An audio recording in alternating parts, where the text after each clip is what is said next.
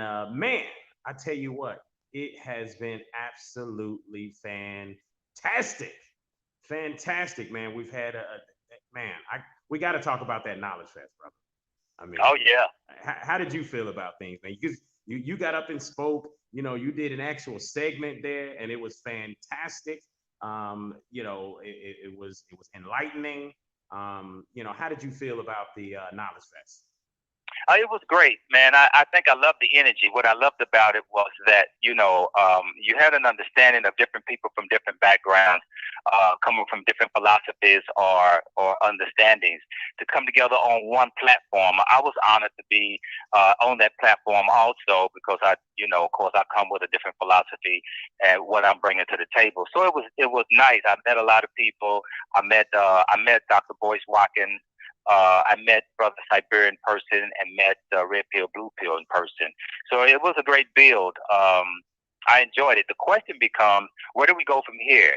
And is it just going to be another celebration that we're going to do every year, or are we going to actually build and be able to have something productive, that substance come out of these meetings that we have? Because other than that, we'll just see each other again next year and next year, right? And get nothing done, and we're still in the same condition.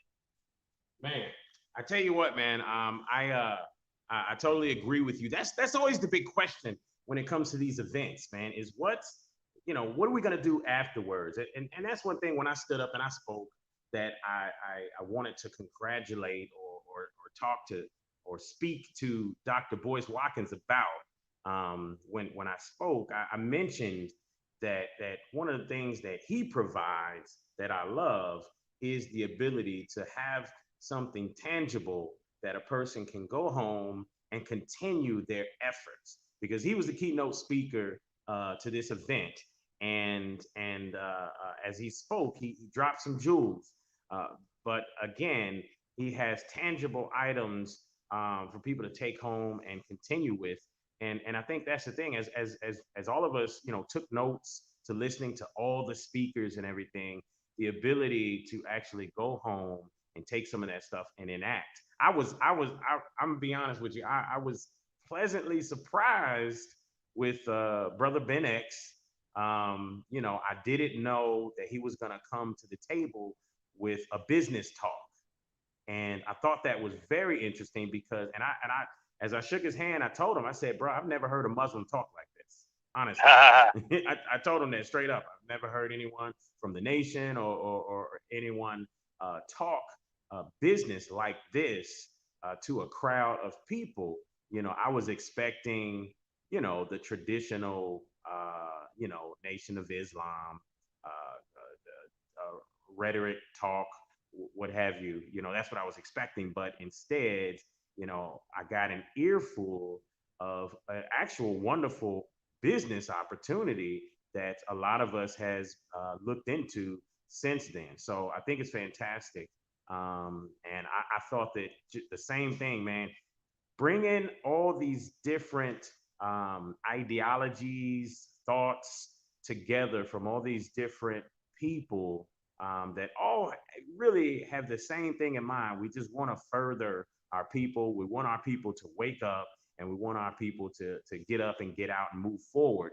But to hear everybody under one roof like that was absolutely fantastic. And for anybody who missed it, I'm gonna tell you guys, you definitely missed something amazing. And next year, it's gonna be even bigger and better because from what I'm hearing through the grapevine, man, the Muhammad Ali Center was so pleased with it that they want to give us the whole building next year. Oh So wow. for that knowledge fest, man, they're looking to give the meat organization the whole building next year. So that's pretty fantastic, man. And I think that next year that's going to be an even bigger event. And I would encourage other organizations that are doing Juneteenth events to come under this umbrella.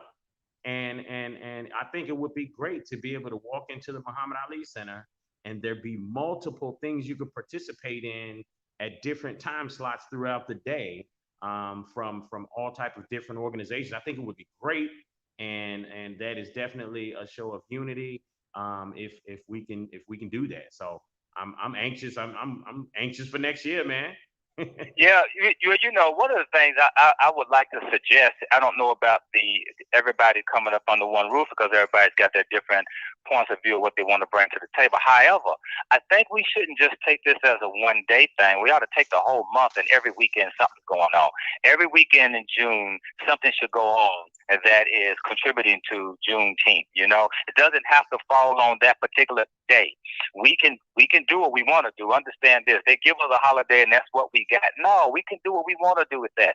Let's take a day, a weekend out of every week of that month. At the end of that week, we have a Juneteenth celebration. How about that? You know, it's like the saying they give us Black History Month. We just got one month. No, we should take every damn day of the year and say this is our history. You know, and stop doing the what they give us is what we take. No, take what we want to take. I think we should do this every weekend.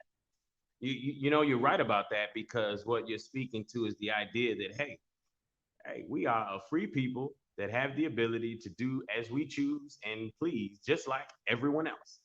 Correct. So, yeah, you're right, and I like that. Let's take a weekend, every weekend in June, and let's do what we want. As a matter of fact, let's spread it out throughout the year. Let's just go ahead. Yeah, let's do that. Every damn weekend, we just focus on community and do what we want.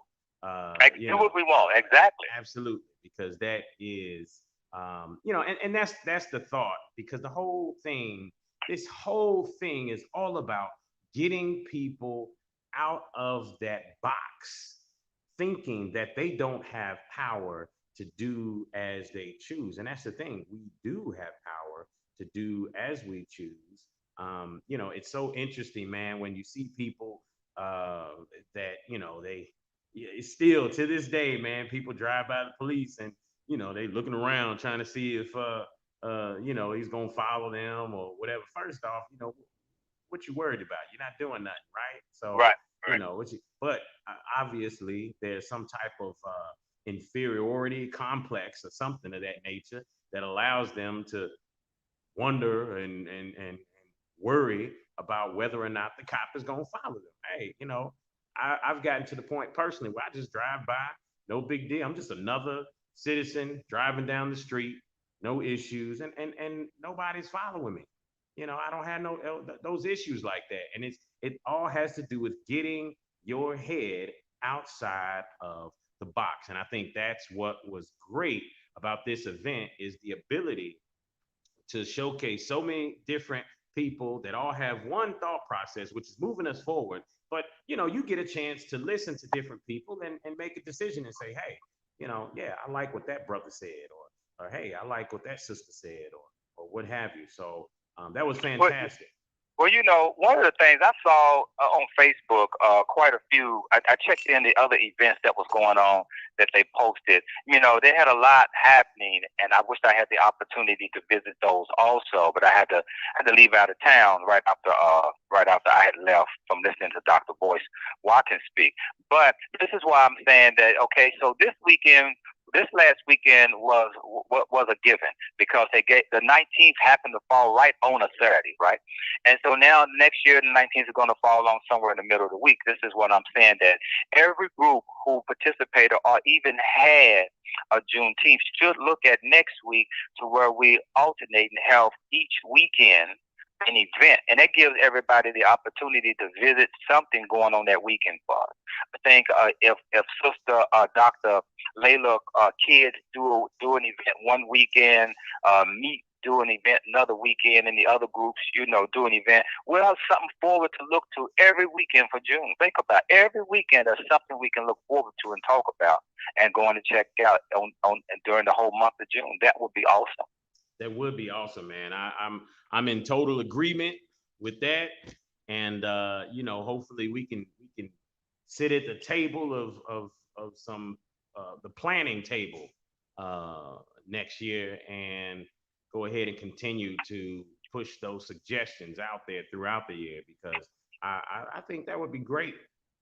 And my hat goes off to the Muhammad Ali Center, to Dr. Lacrease Kidd, there was a lot of great participation, a lot of great events and things that went on, and it was just pretty fantastic, man. So I was proud of this past weekend, and I know that there's a lot of talk about um, you know Juneteenth becoming a federal holiday and the issues thereof. How do you feel about that? Because people are afraid of it becoming whitewashed in a sense. Well, it will over time. What that means is that it will become commercialized. Okay, so then you have businesses and stuff will begin to advertise, and yes, that's how it becomes whitewashed. And also, when it becomes a holiday, when it becomes a national holiday, the point is that I think is that all we get for them is one day? This is why I said we need to take what we want to take, right? They like throw us a bone here. Where we miss all the other opportunities. There was no law passed for us or none of that, but they're gonna give us something to celebrate that actually makes us spend money. So we celebrate it, but we got to go spend money to make it happen. In other words, all these events cost money. Well, who did a lot of money go into the pockets of? Probably the city, paying for these events, paying for these spots, paying for the licenses to be able to march or be out on the street with these vendors, right? So it looks like, yeah, we have a celebration, but we go spend money, and so the economy does what? The economy picks up of what? All our backs, and here we go again, somehow feeding the economy, but we get nothing out of it in return. So yes, I'm all for making it a holiday, of course, but I think we ought to again take that whole month and just say, listen, we're going to do what we want to do every weekend. We got something going on. And white people are going to join us anyway because everything we do, they always come and follow us. So it doesn't matter. Absolutely, absolutely. Before we bring our next first guest on, I want to give a shout out to Frank Stoner, Grand Rising brother. I see you. I see you. Kari Muhammad, Grand Rising brother.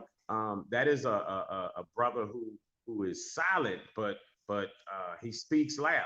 So that brother right there, Kari Muhammad, shout out to you. We see you. You're right. We should have one Saturday for Juneteenth, and that's all we do is launch businesses. Hey, I'm with that too. Grand Rising, Keisha Williams. Absolutely. Good morning, Joseph Reeves. Shout out to you. Hey, I'm with you, Frank. Take the whole damn month.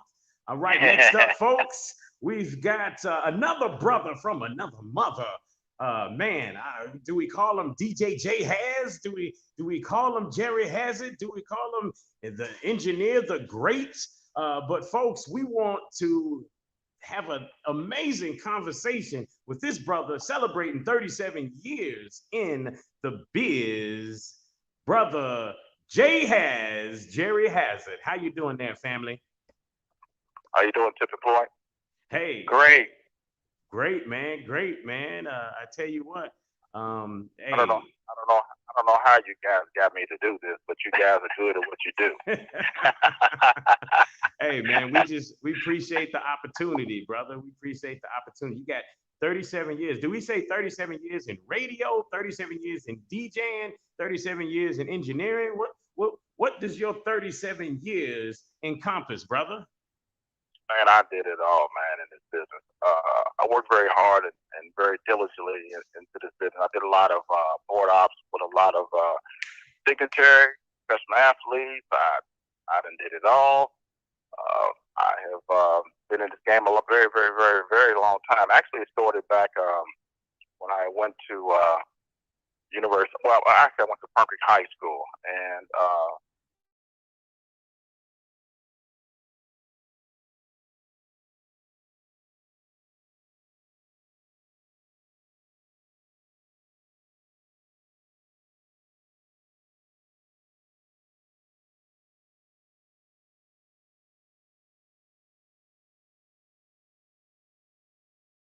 the University of Kentucky and played football at the University of UK.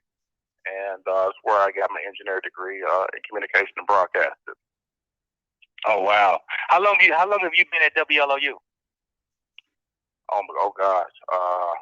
Well, I've been with them back in the early '88. I think like it's 1988 when I actually went to WLOU when it was back on Third Street when it was the R&B station, hip hop station, and I was going to school. I was doing internship, and so I've been with the other secular side of the gospel side.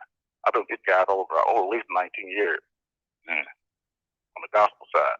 Right. So explain that to us. You know, you've obviously seen some of the changes with WLOU. You know, that gospel side versus the R&B side, and I think now it's back to the R&B side. So how has that come about? You know, those changes there. It was a beautiful transitioning because I learned a lot through a lot of management, a lot of owners, and different program directors, and learned from everybody in this business. And the transition was very, very smooth. Actually, that Mr. Archie Dale and Mr.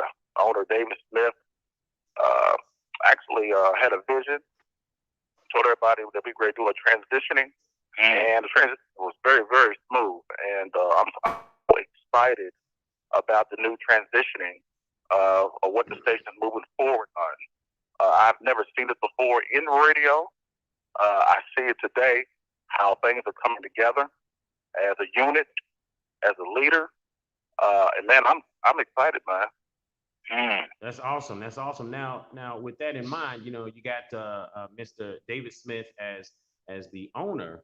Yes, sir. Which, you know, there's a little bit of controversy. I heard some people talking. They said, hey, you know, how you gonna have a Caucasian owner of this radio station that has been classically black and brown for so many years, 75 years to be exact.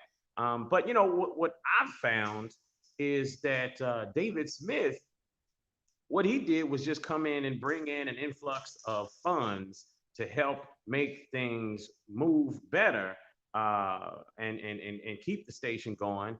But he sat back and he's allowing Archie Dale and you guys to go ahead and do what you do, not changing anything, not you know, commercializing or whitewashing anything, as they would call it, but you know, just allowing you to do what you do. Speak to the thought of that right there. Well, I will say this about you guys really don't know Mr. David Smith. You guys may have seen him, but actually, he worked in the business a very, very, very long time. His dad was a part of the radio stations back in the days, and he was actually working under Tony Fields back in the days. And Mr. David Smith is a very, very educated person in the business. Him and Mr. Archie Dale, they go way back. Them guys are Mr. Dale's much older than me, but I'm much older than David Smith. But them guys are visionaries. It's what it defines of it is basically it's like an eagle that flies and soars among the storm. And when that bird flies, there's no other bird flying in the sky but that eagle. They have that much respect. Other birds like, I'm not going to fly because the eagle's flying. So basically, to tell you basically about them two guys there, they brilliant visionaries in this business. Like I said, it was a smooth transitioning. Like I said, them guys been in the R&B business for quite some time. So Mr. Dale came from the gospel side as well too. He has a station a long time ago, but you guys can actually do an interview with David and Mr. Archie Dale. Get some more historical moments of WLOU. Yes, absolutely, I agree. Absolutely. Now your career, as we see, you know, with WLOU, I mean, I recently witnessed you get a certificate from the mayor, an award from the mayor. I think it's like a key to the city of sorts. But man, you know, recognizing all your years in the business, you know, what all, because you've done a lot, Jerry. I've seen you working with Main Event and such like that. Tell us a little bit about some of the things that you've done through these years. Man, I tell you this. I took a sports show that nobody believed in. It was called Main Event Sports. It actually was on WLOU on the gospel side, and nobody believed in the vision in it. I had two guys. I took Haven Harrington and Rashawn Myers and Carlos Keller came to me and said they wanted to do a sports show. And we sat down and we talked, and I said we put things together. I went to Bill Price. At the time, he was the PD at the time, and told him, and I said, let's put it together and move forward. So I actually put them guys in an arena with other, like local sports, high school, college. So they got real good at it, and we maximized it. And then we went to the next level, to the NFL, to NBA, and to Major League Baseball. So we traveled so much in this business. We covered so much NFL games, Lamar Jackson, and it goes on and on. Louisville basketball, Rick Pitino, Coach Cal. I mean, we covered all that for 11 years. Man, so y'all were on site at some of these events. This wasn't just here in Louisville local. No, y'all were out there. You're exactly right. We covered a lot of Final Fours, Sweet 16, Final Eights, and all that. And we covered some of the Super Bowls, well, too, NBA playoffs. We covered all that. And them guys are very, very talented. And Ward Opp, I was the producer of the Main Event Sports Show for over 11 years. And actually, I miss them guys. We do it every Saturday at 6 o'clock on the old WLOU. But, man, it's just been a brilliant thing. I do so much, man, behind the scenes. See, my gift is behind the scenes and making a difference and helping other people outside of the radio business. And I did receive a couple of awards from Mayor Fisher, and I'm grateful and I'm thankful that he took time out to appreciate me for what I've done in this business, and it's never done in vain. I take so much. I couldn't do it all by myself. I had so many other great leaders, some people to follow through, from so many guys, so many females that helped me in this business. So, man, I'm grateful, man. And you guys take a time out to do a little interview with me. And I'm like, I said, how do these guys get to do this? I don't know how. I said, yeah, because you thought you were coming to a morning breakfast this morning, and you tripped up and fell into an interview with us. That's exactly how this went down. But I tell you this too. I work with a lot of brilliant people in this business that's here today and gone. But I tell you, man, it's been a tremendous ride in this business and radio, just to learn, just to see people on the radio and young people and doing a lot of dignitary shows and politician shows. I did so much board off behind the scenes. It's unreal for so many years. But like I said, guys, I'm just grateful and I'm thankful that God allows me to keep doing what I do. I don't see myself retiring from this business. I'm just a person behind the scenes and making a difference in helping my team, this WLOU and our station WLLV, just being a team player. And whatever I can do to fill in the gap, that's what I choose to do. Wow, Louisville definitely needs to understand the appreciation that you have put in for the radio station. Let me ask you, let me put us up under the spotlight for a minute. How is the tipping point? What are you thinking how this show is compared inside of WLOU? Are we helping any with the ratings? And is there anything you can give us right here on the air that we need to know on some tips that maybe can help us be a better show? I think you guys are doing an amazing job. Radio is about a learning process. You make mistakes and you get better. You work hard at it. Work very diligently with it. You work actually when you're at home. You can just rehearse some things of what you do. You want to try to get better. You guys are doing an amazing job of what you do because you're informative, you're educational, you make things laugh.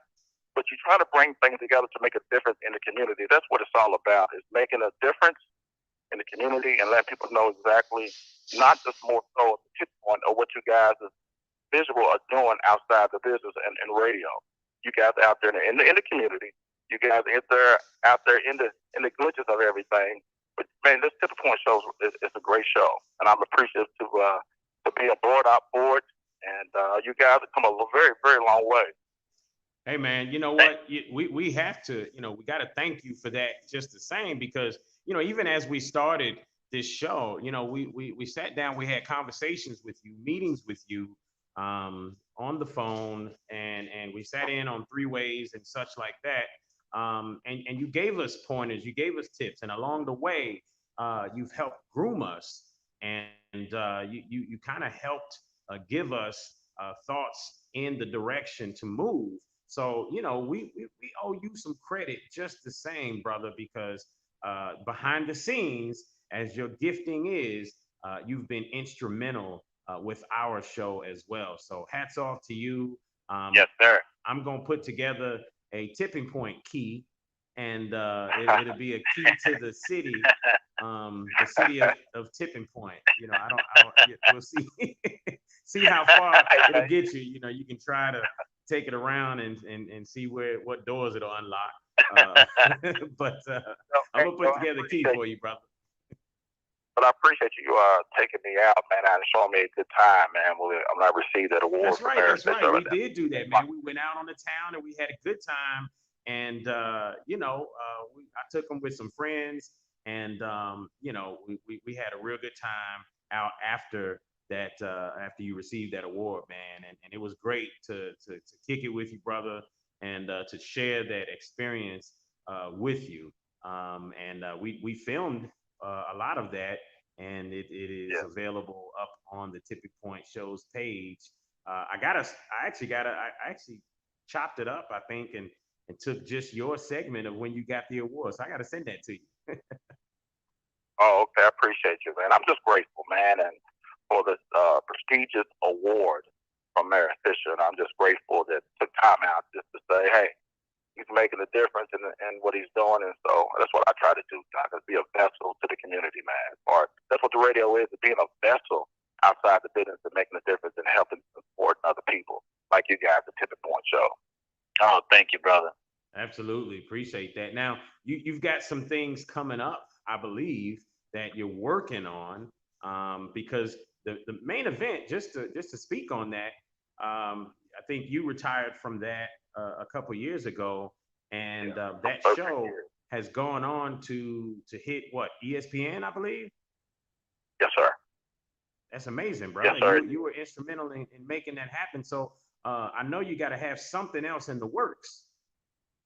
Well, something, the thing of it is, Doc, when you try to make some other stuff progress, you just try to stay low with it, and then you bring it to the forefront, and let's get on the train and let's roll with it. And there are some things working in the mix.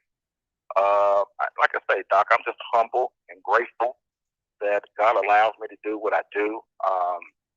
It's like I say, it's never about Jay Hass. It's always about the people. People ask me all the time, I take a lot of credit, but my credit's done. It's all about the people. So there are some things in the mix. So just stay patient for it, and things are going to be very, very taken off very soon.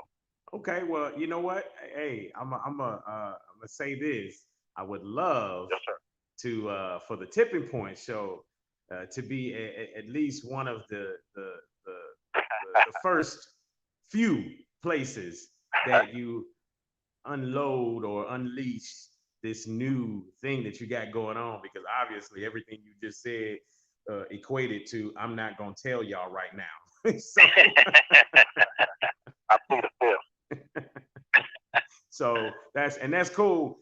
We appreciate that, man, because obviously, man, you have been doing a lot of great things in the industry, and right. As we see, there's a lot of things going on in the background that people don't even know about. So obviously you've been instrumental. Everyone at the station speaks highly of you. Archie Dale, everybody, speaks very highly of you, because you come in, you handle your business, and you do your thing, and that's a beautiful thing. So we appreciate you most definitely here at the Tipping Point Show. Definitely appreciate you guys. Appreciate you guys taking time out just to tell my story just a little bit. There's a lot more I can get into it with you guys, but we'll do that some other time. But like I said, it's God is the source of what I do, and my direction of what I do to make things come together. A lot of people don't really know of me, of Jay Hass, or some people do know me, but I'm all about the people, man, and I love to gravitate to the people and make a difference in helping And I think too, I will say this, that there's a lot of things coming up as well too, and I'm gonna talk to Mr. Dell about some things going on too. But there's a lot of things going on, man, and you guys just stick around with and just you guys will hear a lot of, like what's going on behind the scenes with Jay Has. Great. Absolutely, absolutely. Remember, we love exclusive content, Jay has. So I heard your tipping point show. I heard you, man. all right, brother. Well, listen, man, it's been great. Thanks for taking time out to come on and rap with us and just share your years of experience. And until next time, then we appreciate you jumping on here on the Tipping Point Morning Show. Appreciate you guys. Thank you very much. You're doing a great job. Thank you, brother. Thank you, bro. All right. So once again, throw some more shout outs there.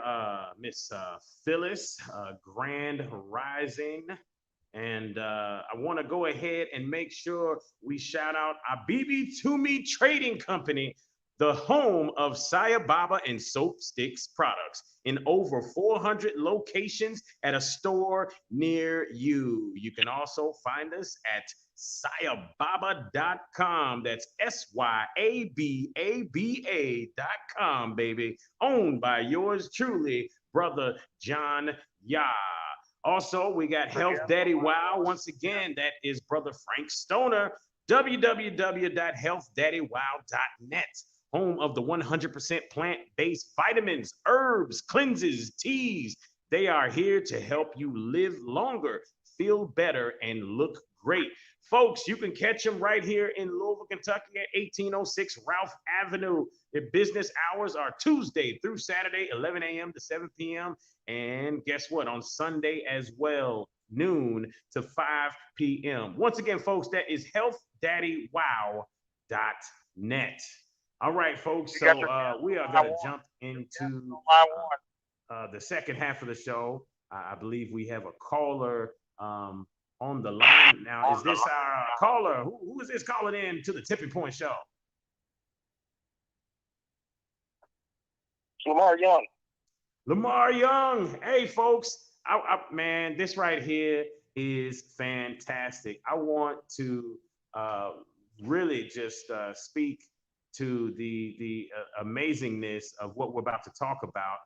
There's an organization out there called Sponsors for Success. And this brother, Lamar Young, is one of the co-founders of Sponsors for Success. We're going to find out here in a minute how many co-founders there are. I know it's him. I know it's Butch Mosby. And I've recently been seeing Sean Mucker, who is been out there just really pushing and promoting even more for Sponsors for Success. This is a community organization, and to me, a solution in the community, bringing community together to help each other. How you doing there, brother Lamar? I'm very well, Brother Tapman. How are you? Oh man, I am fantastic. We appreciate you taking some time out to come on the show. We definitely want to know more about Sponsors for Success. So I don't know where you want to start, but go ahead and start and let us know, how did this organization start up itself? Excellent.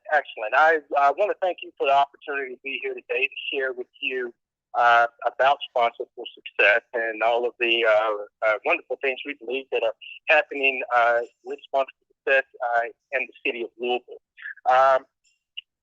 Brother Mucker is a godsend to the organization. We're so excited to have him as well as our other board members. He sits on our board of directors. And our founders, Sponsors for Success, to answer your question there, there are four of us. Bethany Clarkson Morgan, she's in Houston, Texas. A gentleman by the name of Joe Mangan, he's in Seattle, Washington. Butch Mosby, which is our president, and myself. And outside of that, we have 8 board members that are part of our organization as well. Now, what Spark Success does is we find in underserved communities, students and projects who should be successful, and we help raise the capital to make them become successful. Our first few years in the area, work response success, we received a lot of support from outside of the city. Probably 90% of our support came from outside of the city. We began to gain momentum and kind of turn that around over the years.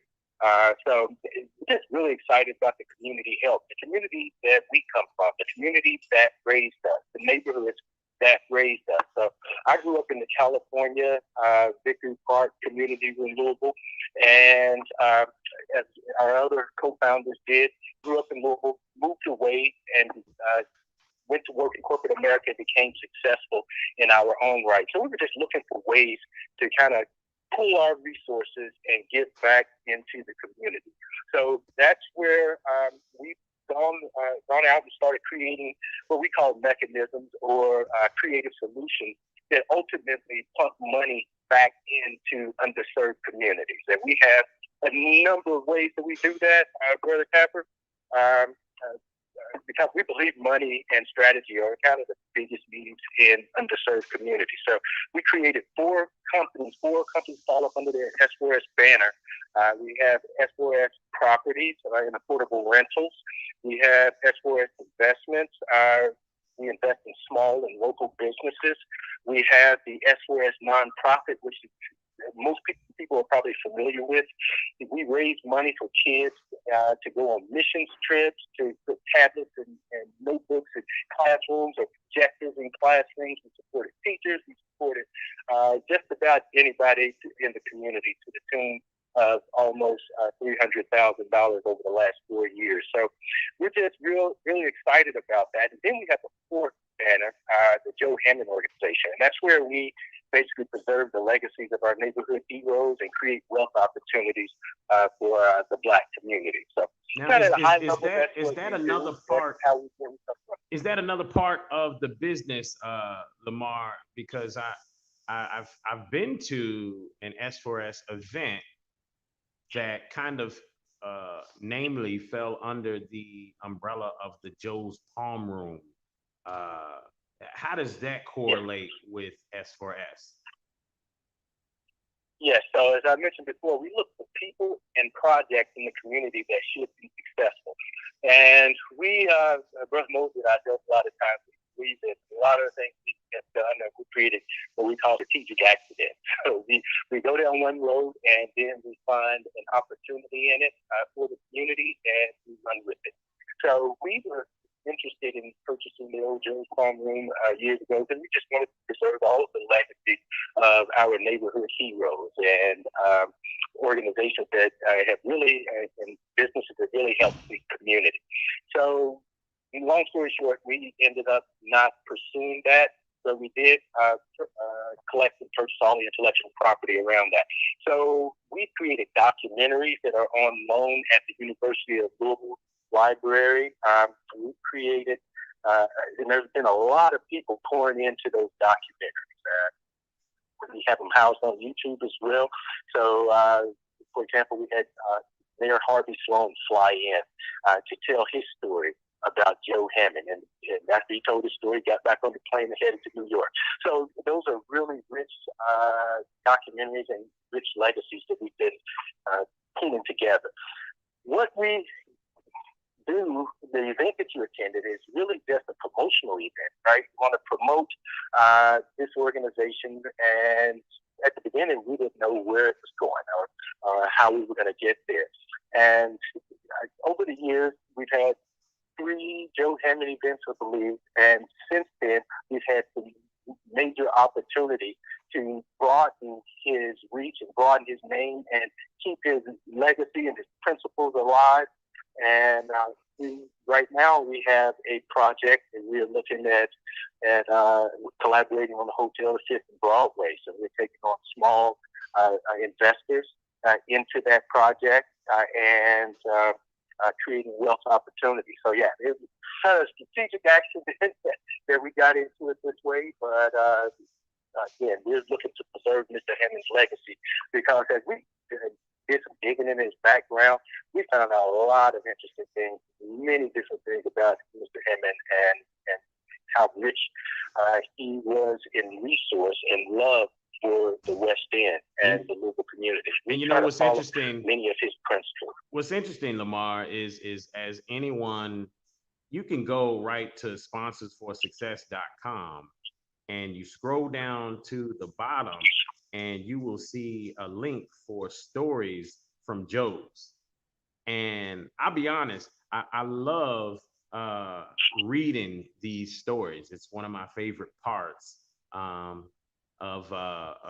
visiting the website because, like you say, you start learning more and more about things that Joe Hammond and the memories that people have of being with him, being at his events or what have you. And I tell you what, it's absolutely amazing. I've learned things about Louisville just from going there, reading that I never even knew, you know, stuff about some of the greatest musicians in the world that fell right through Louisville, Kentucky, and had some type of contact with Joe Hammond.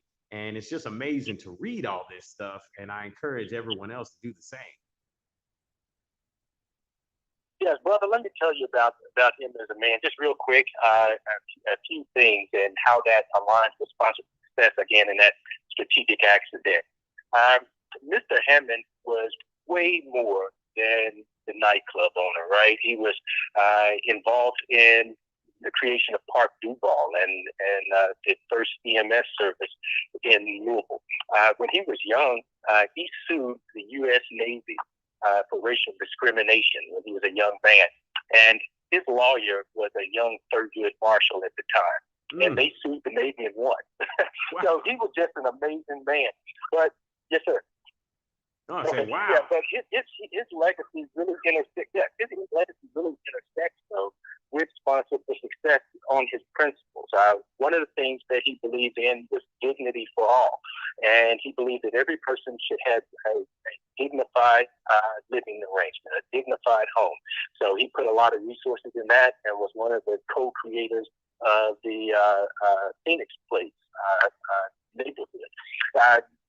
One of the things that he also believed in is said that he would rather be a king maker than a king. So he played the background and was really low key in a lot of things, and we believe that that's one of the reasons why we had this opportunity for creating wealth through our joint project with we call it GLA Connect, a gentleman by the name of Ken Pitcher. Leads that project. He bought the Bank of Louisville building, and they were basically looking for a theme for that. And, you know, all the hotels, because we're creating a hotel Indigo by IHG. We're looking for a theme for that hotel, and Bourbon was kind of overplayed. Derby was kind of, horse racing was kind of overused as well. And we shared with them the concept of who Joe Hammond was and his neighborhood story. So that project evolved from us having a restaurant in there to us developing a bar and speakeasy in there to Sponsor for Success and Joe Hammond Organization basically becoming co-partners, co-owners in the project that is to be there. So we're going to have that hotel is really going to be one of a kind, a national brand. It's going to really be unique, the only Black themed hotel in the Midwest region of the United States. So we're really excited about how we intersect with Mr. Hammond's principles and help out the community in many different ways. We see ourselves as kind of his business offspring. So this is kind of when I look at the campaigns and the different ways to give. This is in a sense kind of similar to a GoFundMe, but what makes this different, Lamar? Yes. So you're speaking about the S4 as nonprofit crowdfunding site. And that's where we got started. That's how we began. And that's really how the bread and butter. Because at the end of the day, we want to help the kids in the community be successful. We want to help them in anything that they don't have a rich uncle or rich aunt to support that is going to keep them on the path to success. So yeah, it's pretty much just like any other crowdfunding platform that you'll see. But what makes this unique is we focus exclusively on underserved communities. We focus on enrichment activities, sports activities, and growth opportunities for children. And we drive those campaigns. So if you go to GoFundMe, you'll open up the page and your campaign will kind of sit there and you'll just hope that the world sees it. What Sponsor Success does is we drive these campaigns. So as you see Brother Mucker sharing out those campaigns with you each day, we're getting a bit more sophisticated each day as we go along in driving the campaigns. But that's what we've done over the years. I push it out in my network. Brother Mosley pushes out in his network, and all of our friends, family, and everybody. We have a group of probably a collective group now of about 2,000 sponsors, and that's an instant base to support your kids' campaigns once you sign up for a campaign on sponsorship.com. Absolutely. I tell you what, man, and I love the way that the campaigns read when I see them pop up on social media. I always see it say "from the desk of Sponsors for Success." I love the way that reads, man. So yes, sir. Listen, Marcus taking this forward. So what's the forward vision, forward movement? Where do you see this in the next 5, the next 10 years? Because as I've read, it seems like you guys are, this isn't just, yes, you're focusing on the community you're from right here, Louisville, Kentucky, but it seems like you're wanting to branch out to make this something that can be utilized in underserved communities all over. Absolutely. We, as I mentioned before, we create these mechanisms, or some people call them creative solutions, that ultimately what they do is pump money into underserved communities. So if it's a nonprofit for kids, we raise that money and we pump that money into the community. And we believe that rising tide lifts all boats. We have the S4S property, the affordable rentals program, and this program is really, really taking off for us. We have a partnership with Sadiqa Reynolds and the Urban League, and we've been very thankful for the connection that we have there, because we're quickly scaling up what we're doing there with some huge grants that we've been blessed with here recently. And we believe that we have a solution with corporate partnerships, kind of supplementing the rebuild cost or the fixing up cost on these homes that we purchase. It really allows us to come in at the low market rate. So, low market rate is usually 30% of your income. We come in about 22% of people's income. So we believe that what we're doing is we're creating solutions that are very needed and very scalable, and can be overlaid in any community, any underserved community across the country. So in 10 years, I can't see exactly where we where we will be, but where we hope to be is to continue branching out and scaling out, making partnerships and creating Sponsor for Success teams like the Louisville team in many different communities.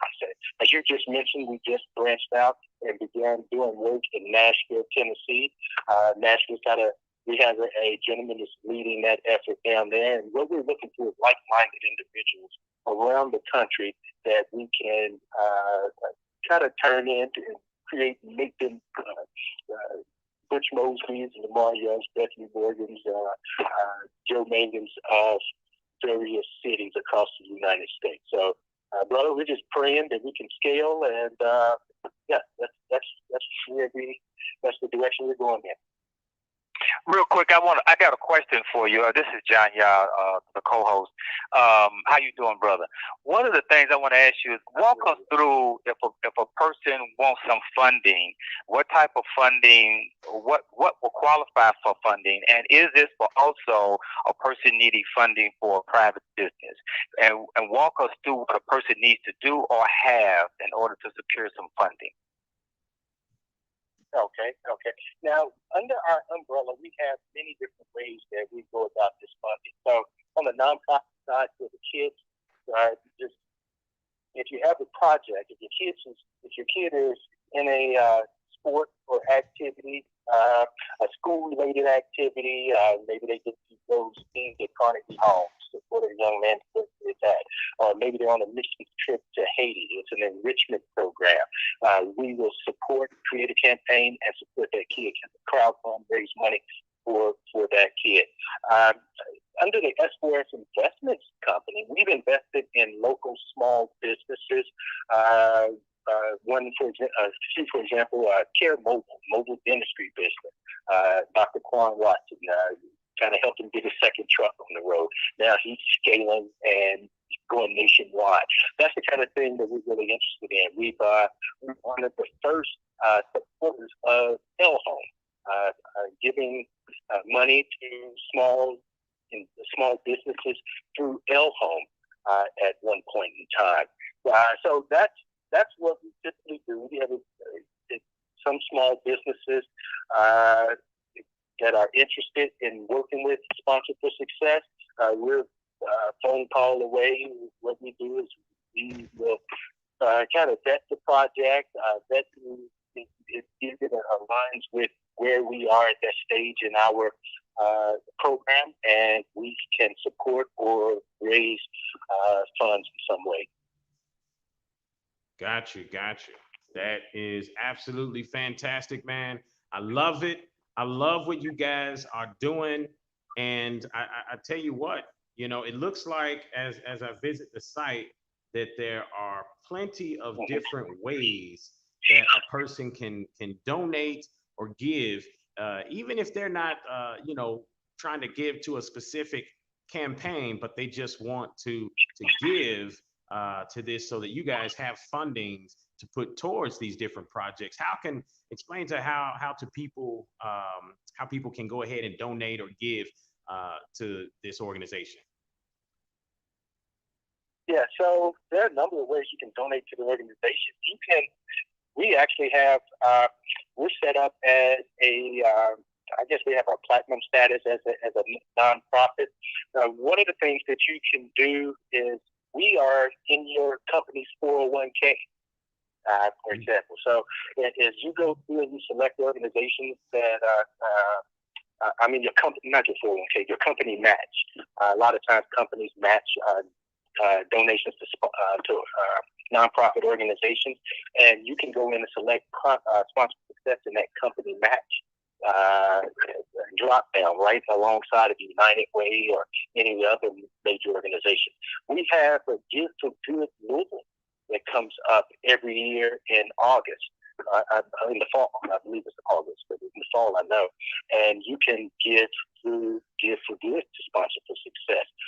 You can donate to campaigns that are on sponsorforsuccess.com website. Many different kids campaigns there. There's PayPal. There's many different ways that you can give there. Bank straight from your bank account. We take recurring gifts. I know, for example, my mom, she writes a check to Sponsor for Success, and just has that coming out regular, on a regular interval. I think. So those are some of the things that you could do.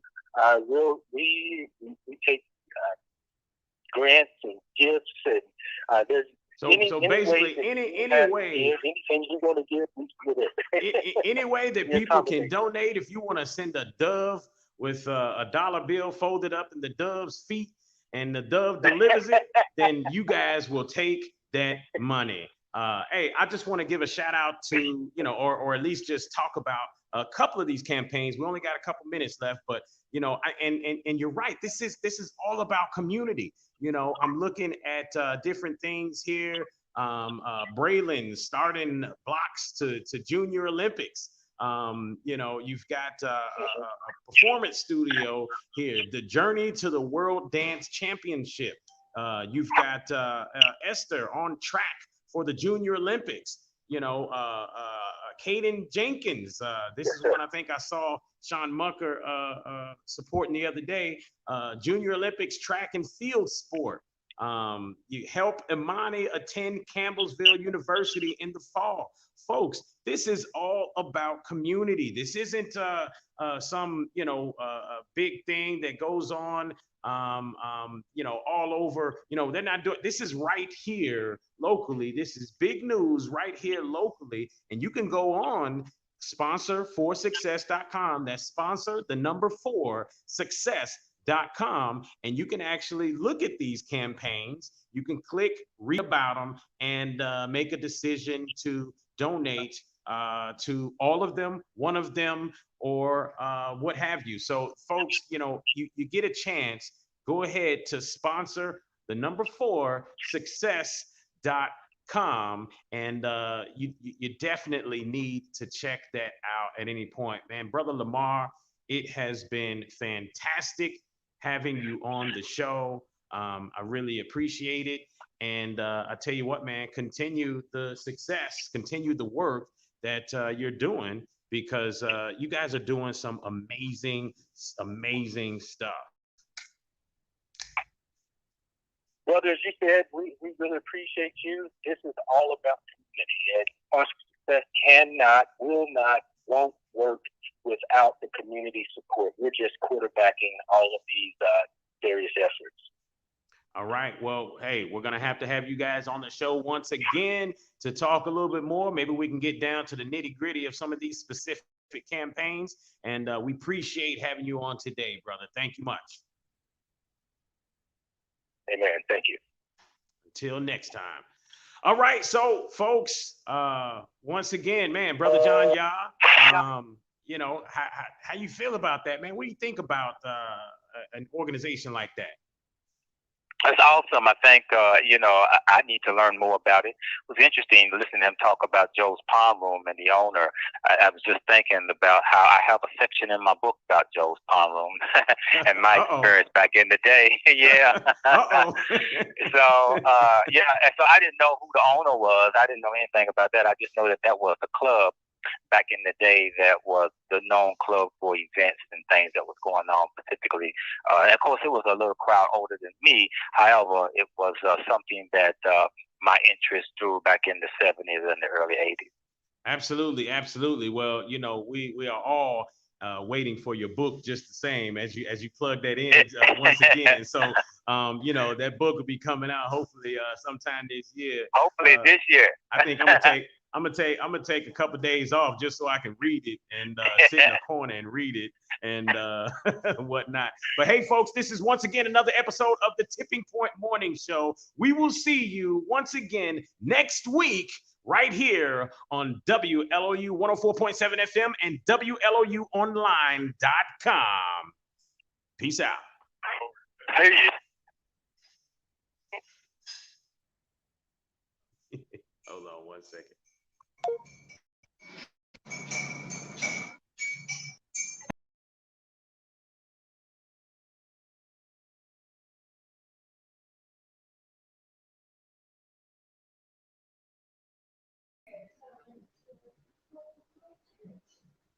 You are listening to The Tipping Point Show with your host, Mr. Just Ask Joe, John Yah. Right here on WLOU. Stream it live on Facebook and WLOUonline.com. And now, The Tipping Point Show.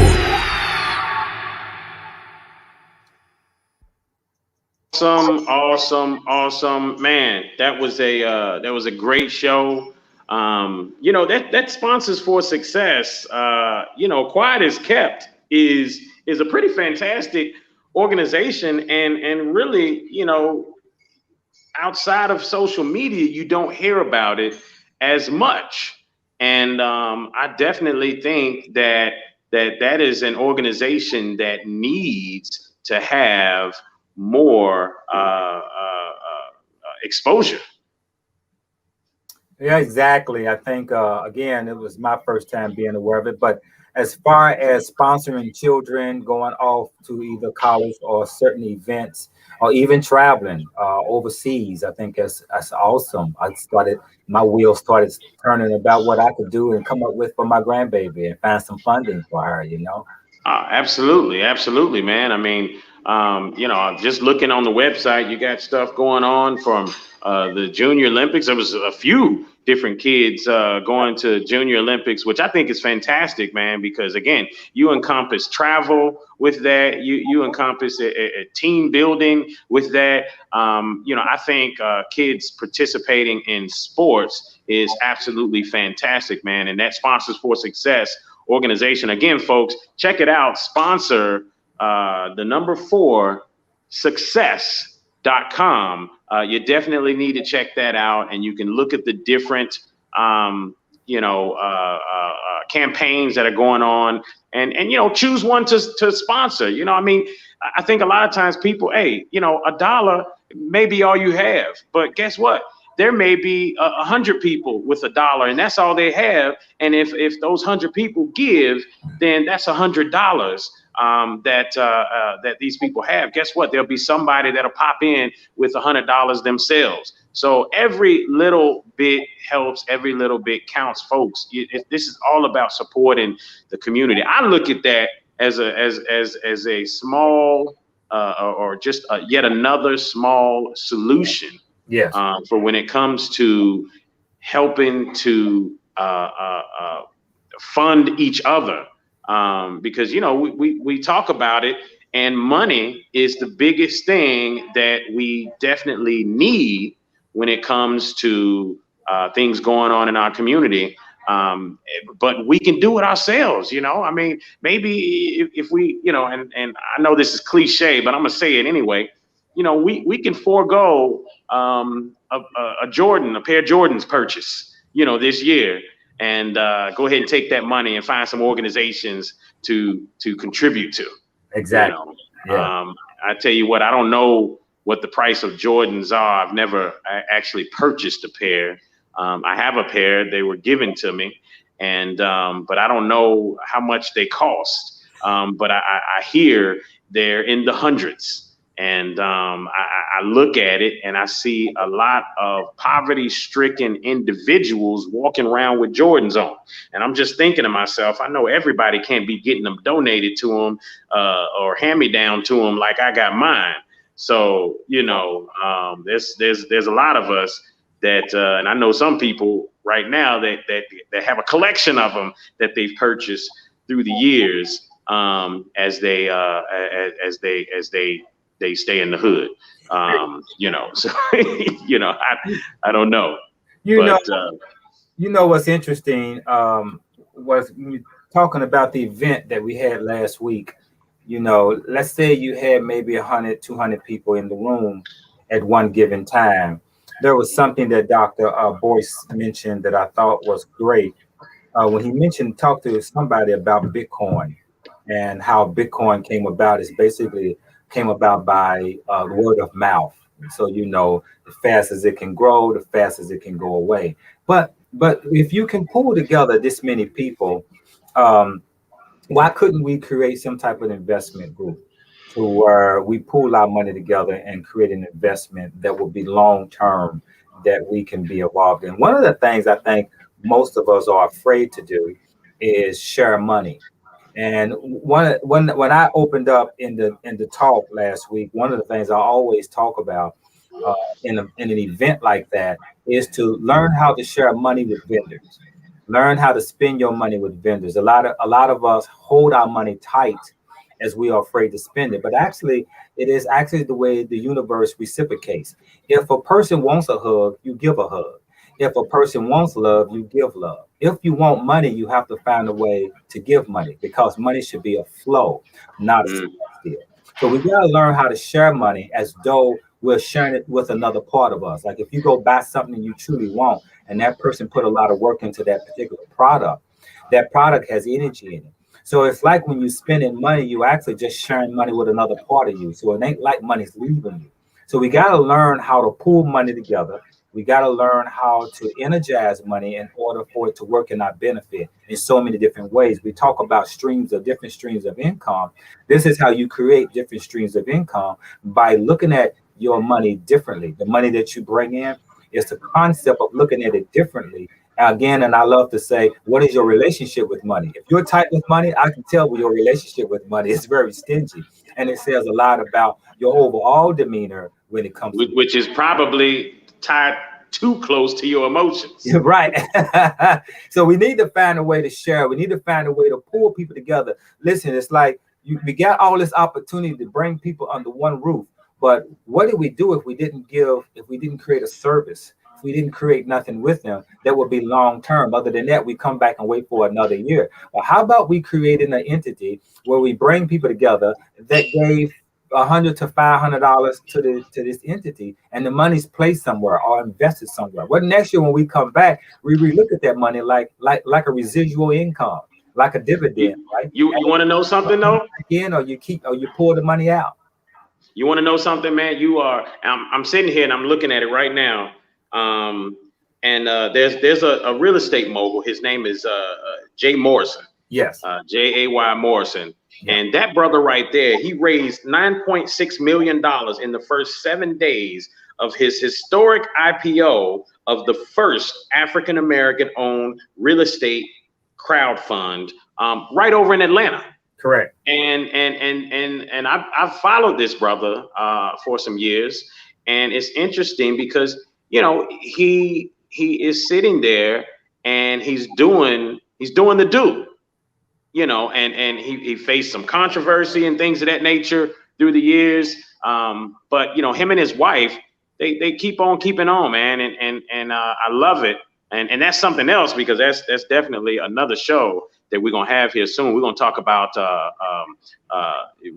relationships and business, and people working together, husband, wife, couples working together.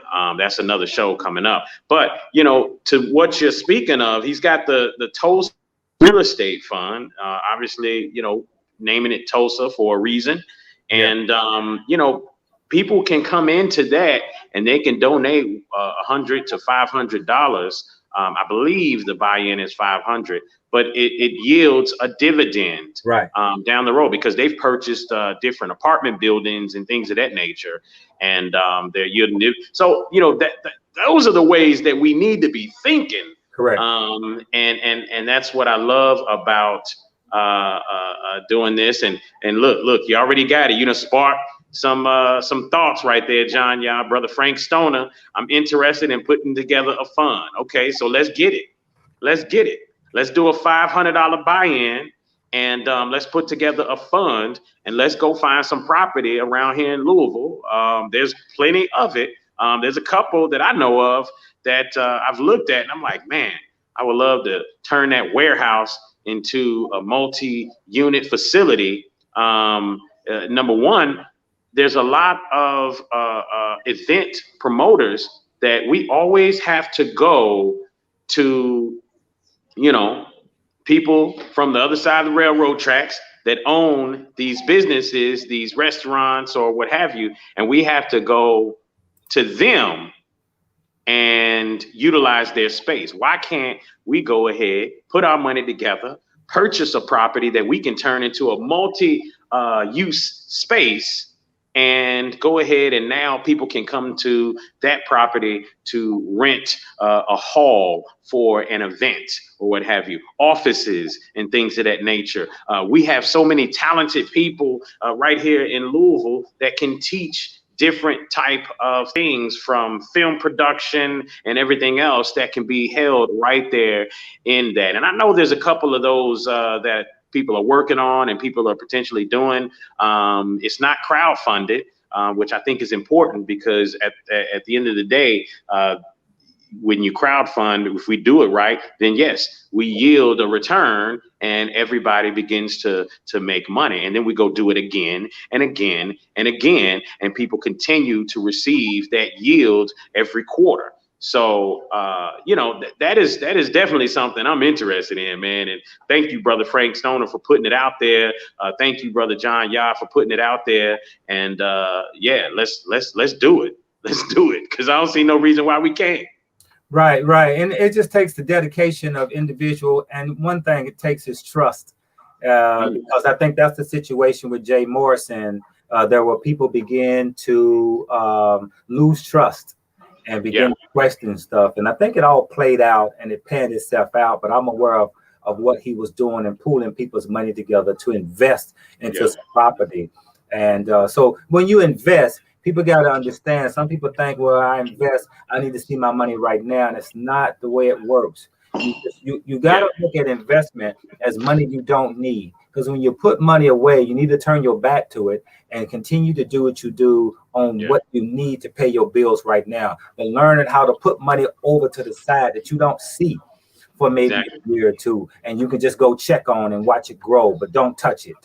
Do something else. We got to learn that discipline in order to build wealth. Is learning how to put money to the side and not even think about it to where you're thinking about eating off of it. It's just exactly over there and you're eating over here. This is what the multiple streams of income means, right? It's to be the concept.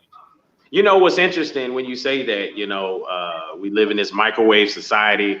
People think that, you put your money into an investment, you're supposed to get the money back right away. When you think about that, it's interesting, because that makes me think about multi-level marketing businesses. I've seen it more with us. I'll just say that. I know more of us than I know more of others. With that in mind, I see we jump into network marketing, right? Because the way a lot of these network marketing businesses market their business is they focus on the hype, and they get people hyped up, and then people say, I want to sell that coffee, or I want to sell that shake. And they get involved in these businesses, and they act like the money is supposed to just fall out the sky. No, it's a real business. You actually have to do some work. You have to, that person is making millions. Yeah, because they worked hard and they got to that point, and that's how they did it. They didn't just sit there. So, and then what do? We sit back, it don't work for us, quote unquote. And then we say, oh no, that stuff is a scam. No, them businesses, it's a scam. It's a pyramid. Man, you work for a pyramid, that is called a structure. That would make a great topic, actually. I wonder what people think and whether or not do the listeners know what is multi-level marketing and how it works. That can make a great show, because I know several people that are involved in multi-level marketing. I know people who were involved and not involved in it no more, and what happened over the years why they're not involved in it anymore. Man, I can tell you, just from experience, I've been in and out of network marketing businesses for over 20 years. I started when I was 18. And to be honest, that was the first place where I learned how to leverage tax write-offs, was in network marketing, because that's one of the first things that they show you in a lot of businesses is how to, they call it get a raise on your job, to where you can claim, 12, 15 exemptions, not pay any federal taxes. Why? Because you have a business now that you have write-offs that will compensate for those taxes that you're no longer paying. But with that in mind, man, I've made money with some, I've not made money with others. And I can say personally, 100%, that anytime I didn't make money with any of those network marketing businesses, it all had to do with my particular efforts. Because the benefit that I always see with network marketing is the fact that all the lawyer fees for the business have all been paid for. All the licensing has all been paid for. You are buying into the ability to come in as an IBO, individual business owner, and actually market that business and yield a profit. So, but all the logistics have all been taken care of for you. You know, has there been network marketing companies that fell by the wayside? Yeah, statistically, a lot of them do. But so do lots of businesses. You know, we've seen companies that have fell under just the same. And you know, so it all has to do with money management from the top down. But respectfully, we get into this big thing where, you know, we jump in on the hype, and then we don't do nothing in the business, and then we say it don't work. Right. No, it does work. You just didn't put forth the effort in order to make it work. It's not a hype driven thing. You actually have the ability to get out there and sell this product, make some money, but you got to put efforts. I can remember when I made money with some network marketing business, man, I was out there making my own little flyers, and I was putting up stuff in apartment buildings and putting up stuff at the grocery store, pinning stuff to the walls, all type of stuff, you know, inviting people out and this, that, and the other. And yeah, so I made money with that because I was putting forth the effort in order to do so. And the objective with it is that you're working for yourself, but not by yourself. So you bring on people that look at what you're doing and they say, oh man, I want to do that too. Okay, cool. Now we share our efforts, and now we all get to make money. So, you know, you're right. Being able to collectively come together and trust each other, that's something that unfortunately in our community, man, has been broken within us. And and I think nowadays I see it more where we're starting to trust each other again and getting involved in businesses and things of that nature. And so it does show. One thing I saw with this pandemic and everything is that when you give people the influx of money, you know, I think more than not, there's a lot of people that did the right thing. I saw an article recently about a young lady who last year took her $1,200 stimulus check and invested it in a business. And now that business is about a $1.3 million a year business in a year. That's amazing. You know, so, you know, when you can get people moving. I mean, we had a collective of a lot of things that were happening, but there was a business momentum of business movement. Last year, people were investing their monies and they were seeing returns. And so they were like, okay. And so then they tell their friends, and then their friends get involved. So there was a lot of people that did the right thing and took their stimulus checks or what have you. And they put it in the right places. And I know some people right now that are sitting on some valuable stocks and whatnot. Because they jumped in last year as things were low. But you're right, man. Collectively, we can do some crowdfunding and we can make some things happen and make some things work. So I'm with it. Definitely. Maybe that's something we should sit down and have a roundtable talk about. Hey, we already looked at the venue. Right people, right? Exactly. We've already looked at the venue that we can do it at, right? So yes, right. with that in mind, we got the space for it. So yeah, we're gonna have to have Brother Frank. And who is this? And I don't want to say this wrong, but Ahamera Mathis. If I'm saying that correctly. Ahamari. Okay, Ahamari Mathis. Okay, so yeah. with okay, all right, and brother, you know, whomever that is, hey, you know, if you with it, then come on out, and we all can get together and make this happen. I think what we'll do is we'll post something on the Tipping Point Show page. So if you haven't already, just go ahead and look us up, the Tipping Point Radio Show, or at the Tipping Point Show in Facebook search.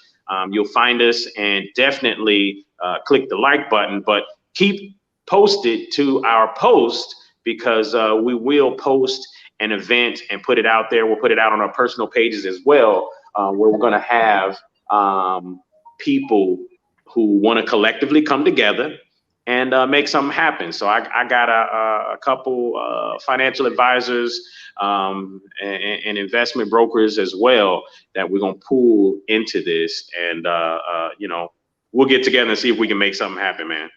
I'm with you. Yeah. So I got my products in Ghana. So it looks like I have a distributor. I saw that, man. Hey, congratulations, man. Your products are in Ghana. That's awesome. Yeah. So we're trying to work out some logistics. Got it on a container, got it to him. He started getting it out into the community and stuff. So I'm gonna see how we can work that. The Ghanaians are very excited about the product. I was good to hear that news, and so now the gentleman over there is working on getting the products out into other vendors and seeing how that works, while we on this side work on the shipping and handling and how we can continue to get it there. And what this brother does is very interesting. I'm gonna do an interview with him on my show about the Ghanaian life and what it's like living in Ghana and what people need to know about Ghana. But one thing I'm learning is about how their currency works. And so compared to our currency over here, right? So what he does basically, he takes a container over there, a container where people can donate to the container. You can put stuff in that you don't want, put stuff in you're not using no more. And it goes to Ghana, and it just being passed out to people, whether it's shoes, clothes, equipment, sewing equipment and everything, right? And they turn it into what they utilize those equipments or whatever into their lifestyle. So when he does that, this is how, in a sense, and I want to talk to him about that, how he gets so much respect and recognition when he goes there. He doesn't go there empty-handed. It is like whenever you're invited in someone's home, you always bring a gift, right? You always bring a gift. So he didn't go to Ghana empty-handed. He went with a container. And that container not only had goods that he was passing out, but it had goods for him to create a business side of it too. And he's right now got another container he's loading up in Cincinnati and getting ready to take off to Ghana also. So I'm going to see how that works, because as long as those containers are going, then I'm able to put my products on there and get them products on there under that umbrella of that container being shipped to Ghana. That's awesome, man. That's awesome. Man, that is fantastic. So, over 400 locations in the tri-state area and a whole country. So you're gonna have to add that to another several locations as well. So that's dope, man. That's good to hear. Good to hear. So I love what you're talking about giving and I was just having this conversation the other day with my brother. You have to become what it is that you want. Exactly. And that's so people just don't get it. You have to become what you want. You talk about women who want a good man that does XYZ, that makes this amount of money, this, that, and the other.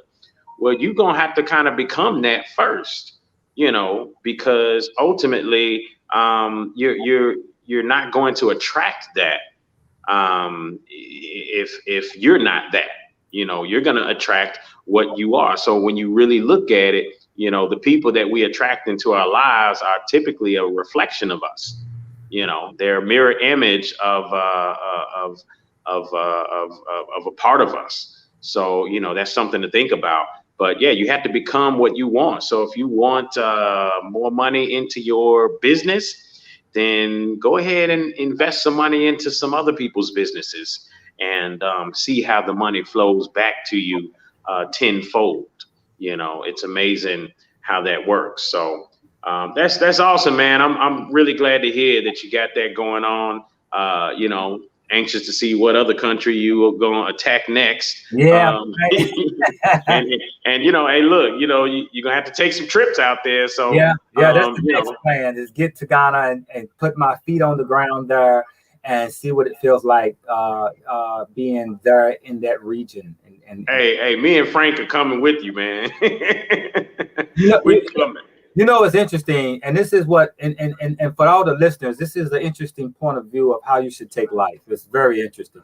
Okay, so when you look at the future, it's very interesting. You look at the future as you look at it as though it doesn't exist right now. So in other words, what we do basically, when you look at the future, you ain't supposed to see the things you see now. You're actually supposed to imagine what you want to see.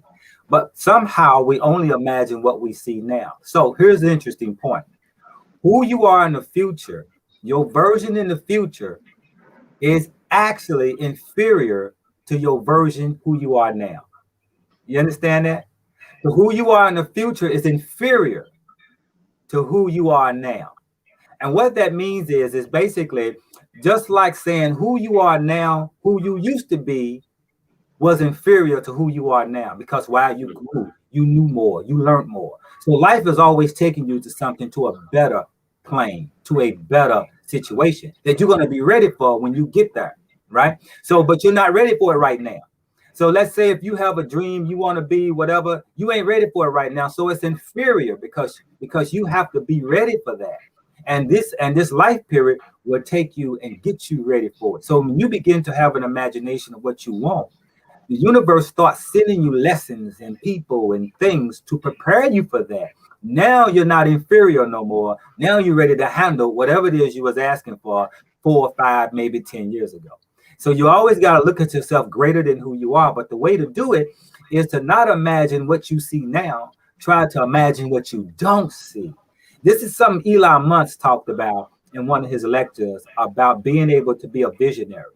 That most people only see in the future of what they see now. Well, hell, if you see the kind of car you have now or the kind of cars now in the future, then that's what you're going to get in the future. You're just going to get a used ass car that looks like what it looks now. You have to imagine outside the box. And that imagination is what will bring about the newness for you. That makes sense. Man, you know, it's amazing that you think about now you said, now just to recap that, you said that your future self is inferior to who you are now. No, who you are now is inferior. Is inferior to yourself, because you're not now yet ready to live in that ready until you get prepared for it, until you get ready for it. It's like the difference of a 20-year-old and a 10-year-old. How you behave as a 10-year-old would have been inferior to a 10-year-old. Exactly. How you act as a 20-year-old is inferior to a 10-year-old. You're not yet ready to walk to the store by yourself. You're not yet ready to walk home from school by yourself. But then when you get 18, 19, 20, you are. So it's like you're preparing for something. So unless your future looks like, you know, a down in stock and it keeps going like this. Yeah. You know, it should be going up like this. But you know, that's interesting when you say that. And then when you talk about you know, what the universe brings you, because there's a movie and I thought it was a great movie. It's called Bruce Almighty. Came on years ago. It had Jim Carrey and Morgan Freeman. Morgan Freeman played God, right? So Morgan Freeman played the God Force. And what was interesting is he said something in there that has stuck with me for years. He said that people may ask for love. It's not that love that you will just begin to love right away, or people will just walk up to you and love, but you may ask for love, and then the universe will give you the opportunity to love. You know, you may ask for or be looking for or wanting money, and then the universe will give you opportunities to make money. It's not going to just come out of matter and just, you know, pop up in your hand, you know, but the universe will give you an opportunity to go make some money. So, you know, I think that's powerful. I think that's important to think about, because I tell you, man, I'm tuned in to this whole, you know, speaking, thinking things into existence, man, because it's been working over here for me. I seen somebody post on Facebook how, you know, they were sad that they didn't have any weed, and then all of a sudden they found some on the crack of the ground. They said, "Oh man, this weed just came out of nowhere." I said, no, that's not really how that works. But hey, you know what? if that's how I move, you know, if you believe it, then so be it, you know.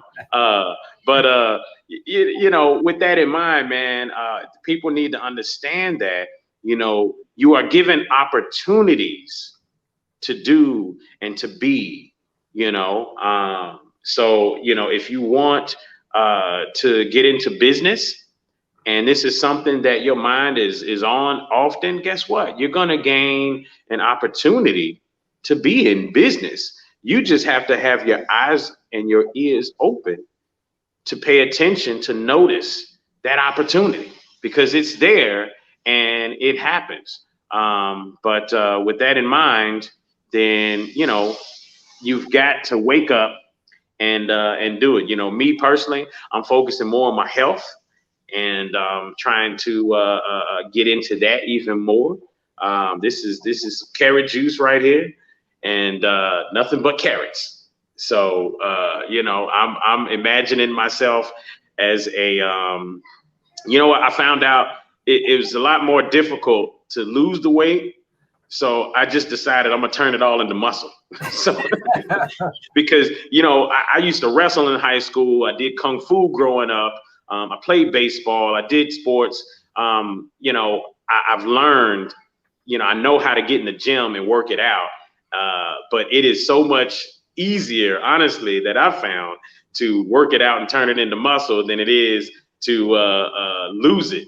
So I'm focusing on doing a little bit of both, but for the most part, turning a lot of that into some more muscle. So I'm gonna imagine myself at my future self like that. So, but man, I'm looking to you know, we can I didn't want to stay too long on the after show. I'm actually about to take a trip. Actually, I'm about to take a trip, not with you, but in the same direction. I'm gonna head out to Cincinnati here shortly.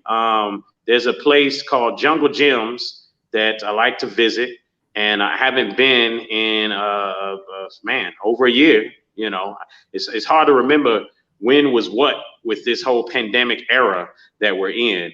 But I think it was back in 2019 was the last time I went. But Jungle Gyms is one of the largest international grocery stores in America. And they've got, I think, about 4 national locations. But man, when you go in there, they give you a map. And they say there's a map of Africa, there's a map of China, there's a map. And so in the store, you can visit all these different country regions of product, you know, in the store. So it's definitely a fun place to go and visit and see some things that you really have never seen in your local grocery store. I love going out there. But yeah, I have a store out on that street that I passed Jungle Gym. It's on my right, I think, when I pass it up. Going, I believe it's Dixie, I believe 75 take you out there. But while you're there, brother, go and visit the juicery. It's called Rooted, the Rooted Juicery on Madison Street, and get you a nice bottle of juice, man. That's my dinner spot when I'm in Cincinnati. Before I start heading back, I stop there and get me a juice, nice juice they have, and probably get me a sandwich. It's a vegan restaurant, very nice, very clean. So it's a nice spot to go hang out in a nice neighborhood. To go hang out and get you a nice bottle of juice, fresh.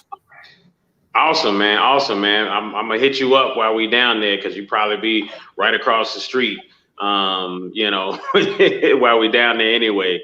So I appreciate it. All right, man. Well, I tell you what, man, this was a great show, great build, great conversation, man. I always appreciate our shows every Saturday, man. And you know, I definitely want to move forward with this idea of crowd investing right here in Louisville, Kentucky. There's some real estate guys out here that are doing a lot of big things as well. So, you know, maybe we can pull a lot of these people, you know, in to start. And then we can open it up to the public and allow people to invest from $100 to $500, or maybe we do it like Jay Morrison and just the minimum is 500. You know, because that lets people know, you know, that, I guess there's a point where you have to separate people being serious. Right. You know what I mean? So, you know, because if you do, you know, $100, I don't know, maybe a person's not as serious. You know, maybe we should make it $1,000, but who knows? Either way, we're gonna do something and figure something out and start it up. But I definitely want to make it to where, you know, the average person can come in and look at this and say, yes, I want to be a part of it. Yes, I want to learn how I can take my money, invest it, and you know, down the road we all be reaping a benefit. Because when I look out here, you know, I met a guy this week, man, and I'm working with them on some stuff I'm actually going to call you about. But this guy has a piece of equipment that, you know, when you YouTube it and look at this machine, it builds like these oval shaped warehouses. And that's what this machine was designed to do. And so you can take a team of 8 to 10 guys using this machine. This machine is large, like it's pulled on a trailer like a boat, and you can put up a warehouse in a matter of 8 to 10 hours. Wow. And this thing is sturdy like a hanger and such like that. So it is quite amazing. And this guy, I mean, just the way the universe works, man, this Caucasian guy who he used to work with some young brothers from the hood, he came to me and he said, Joe, I want to do that again. And I want to make this an opportunity to where not it doesn't get white. He said, Joe, I don't want it to get whitewashed. I want this to be something that can help grow the community and get others like yourself involved. So we're working on that, and I'm gonna bring that to you just the same, because you know there's so much out here that we can do, man, and we can build, and we can build our communities and make it better. You know, you just gotta get the community to the point to where people walk outside, look around, and they don't see the nonsense anymore, which makes them think differently, which makes them not want to do the nonsense anymore. Correct. You know, I personally, if I walk and I'm looking at a street and it's nice and clean, I'm embarrassed to see somebody drop trash on it. You know, I was sitting in traffic, you know, the other day, and somebody just throw something out the window. You know, I'm one of them people that'll go pick it up and throw it back in your window. So, you know, I've gotten into some trouble like that. But hey, you know, I'm just one of those people, man, because you know I love Mother Earth, and I believe that it is just, I mean, you know, I got a trash bag in my car, so my trash goes right in there. You know what I mean? Any and everybody can do that. But either or, let's build community. Let's move forward. And next week, can't wait for the next show. We're gonna have some amazing guests on, and we'll see you guys right here at the Tipping Point Show. Brother, peace out, man. Hope to see you. Yes, sir. Peace, bro. Peace.